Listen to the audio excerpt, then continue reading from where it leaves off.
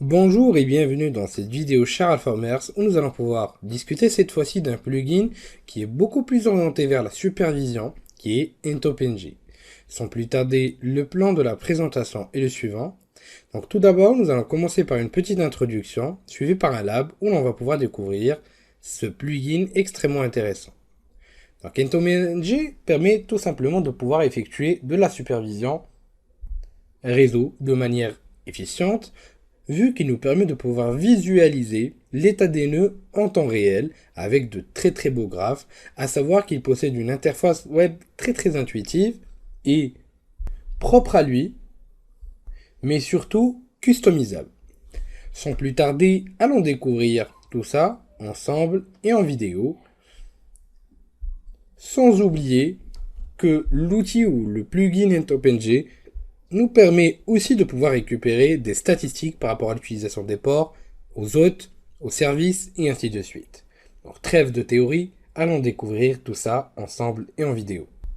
Afin de pouvoir installer le plugin, comme d'habitude, on va vers System, Package Manager, Available Packages, et là, on cherche notre IntopNG, pardon.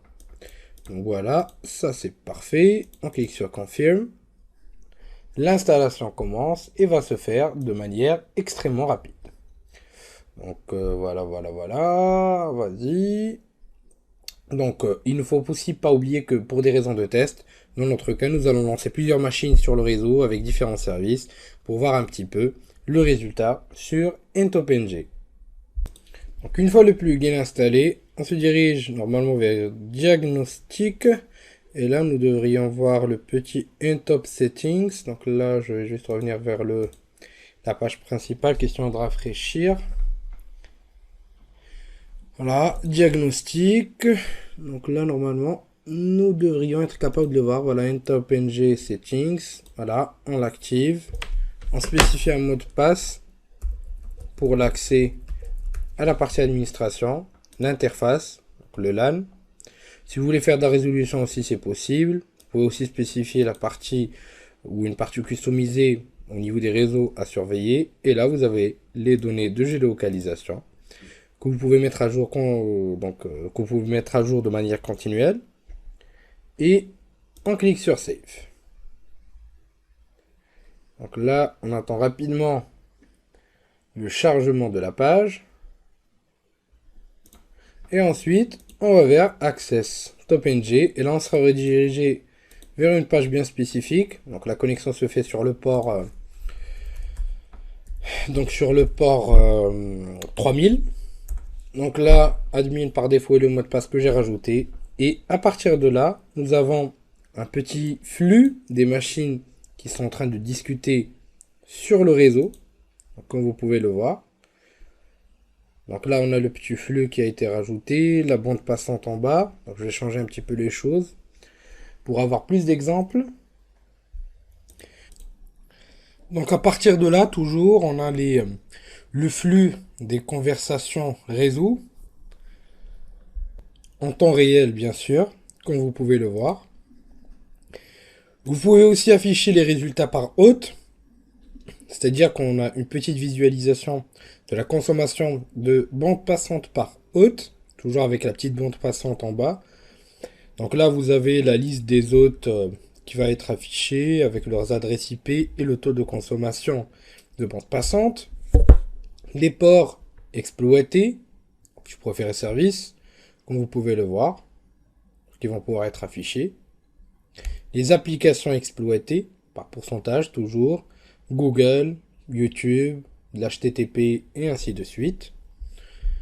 Et ce qui est très intéressant aussi, c'est que vous pouvez récupérer la liste des hôtes, cliquant sur Hosts. Donc là, vous avez tous les hôtes locaux et ainsi de suite, que vous pouvez d'ailleurs afficher au niveau des options en spécifiant Local ou Local Host.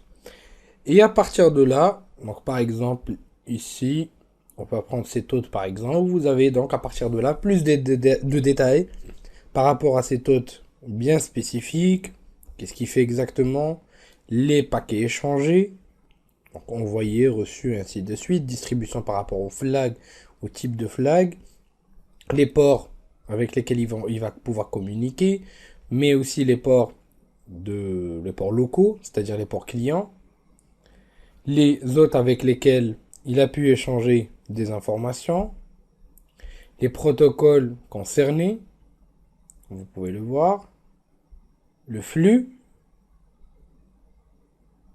ici. Donc là, toujours, on est par exemple sur une partie HTTP. Ça peut être l'HTTPS, ça peut être vraiment tout n'importe quoi. Donc il y a aussi parfois une résolution qui va être faite de manière automatisée. Et ainsi de suite. Donc vous remarquerez que ça reste quand même un élément qui est très très intéressant à pouvoir étudier. Ça donne vraiment une visibilité qui est très très claire de ce qui est fait au sein du réseau et surtout ce qui est plus intéressant, c'est la partie gestion en temps réel. Donc ça, c'est ce que j'adore le plus. C'est vraiment très très réactif, c'est très intéressant à être exploité, surtout pour la supervision réseau. Enfin, c'est le but quand même, mais ça reste assez intéressant à effectuer. Donc là, on a aussi la possibilité de visualiser par réseau. Donc là, on a les hôtes qui sont affichés. Et ça va continuer, donc en récupérant les différentes informations échangées, c'est-à-dire le trafic, les paquets, les ports, protocoles. Et là, vous remarquerez que là, puisqu'il y a des hôtes qui vont pouvoir être appelés, donc surtout par rapport à de l'HTTPS, ou enfin des sites en HTTPS, ainsi que d'autres éléments, d'autres domaines, il va y avoir une petite résolution de nom. Donc automatiquement, on a la partie résolution de nom qui va être faite de manière automatisée. On a aussi les résultats donc des requêtes DNS effectuées, HTTP, donc même visualisation par requête, le flux toujours. Donc là, vous remarquerez qu'on est sur différents volets. Par exemple, là, sur la partie YouTube, voici par exemple le total des bits chargés en temps réel, la durée de la session, et ainsi de suite. Donc, ce qui nous donne vraiment des informations très très intéressantes, comme vous pouvez le voir ici, avec une petite visualisation toujours en temps réel des conversations effectuées par la machine donc concernée, l'évolution qui a été représentée aussi sous format de graphe, ce qui est pas mal du tout, toujours en temps réel. Vous pouvez aussi faire du reporting, mais seulement avec la version payante. Donc là, c'est des petits paramètres que vous pouvez donc modifier afin de pouvoir changer l'assignation de l'hôte. Et toujours, vous pouvez même choisir l'origine du trafic par rapport au pays. Donc les hôtes par pays d'ailleurs. Donc comme vous pouvez le voir ici. Vous avez aussi la possibilité de voir les systèmes communicants, donc autonomes. Généralement, tous les hôtes avec lesquels vous allez pouvoir communiquer, donc les réseaux autonomes entre autres. Qu'est-ce qui est aussi très intéressant? Les systèmes, les OS au sein du réseau. Windows 7 Ubuntu, effectivement, c'est ce que j'ai lancé en guise de test. Donc, qu'est-ce qui va être aussi très intéressant, pardon. Donc, la map aussi, donc, qui va représenter notre situation géographique, mais aussi la situation par rapport aux autres communicants. Ça peut être très intéressant pour comprendre un petit peu ce qui se passe par rapport donc à aux étapes post-exploitation, par exemple, de vulnérabilité.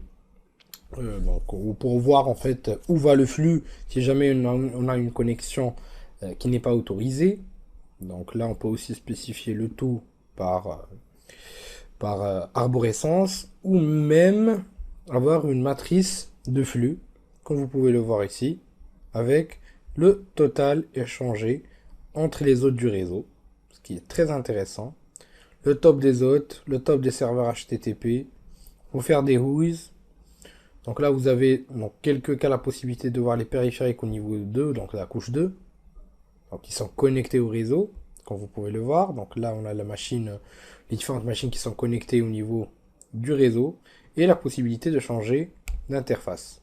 L'export pardon, ici voilà. Donc l'export des données représente aussi une méthode très très intéressante pour retraiter les données derrière et pouvoir même, pourquoi pas, utiliser des applications dédiées pour la corrélation d'événements par rapport à ce que vous pouvez récupérer. Et bien sûr, et finalement, beaucoup d'options que vous pouvez customiser selon vos besoins, un système d'alerte que vous pouvez activer, et afin donc de pouvoir vous lancer des alertes par rapport à des situations bien spécifiques, des alertes externes aussi qui peuvent être effectuées soit via Syslog, soit Slack. Donc il y a aussi des possibilités d'intégration de push message et de push message, mais aussi d'envoi d'SMS via Google. Donc il y a cette possibilité si vous voulez rajouter, donc on en discutera par la suite. Les logs HTTP aussi, vous pouvez prendre une copie, découverte réseau, vous pouvez la rajouter aussi, et ainsi que d'autres fonctionnalités qui vont pouvoir être orientées supervision des réseaux. Mais en gros, on a des éléments qui sont très intéressants.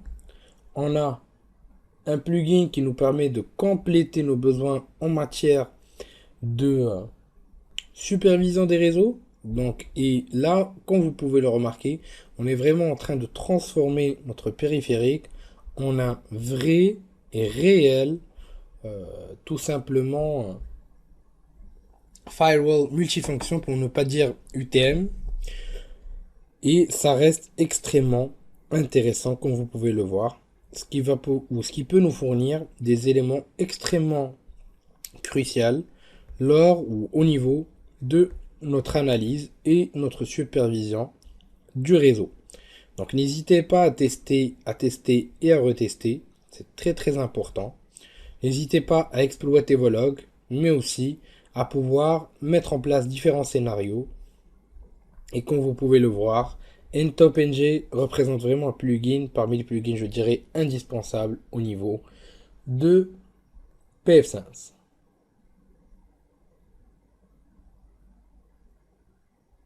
Je vous dis, chers Alformers, merci de votre confiance et à la prochaine vidéo sur Alform.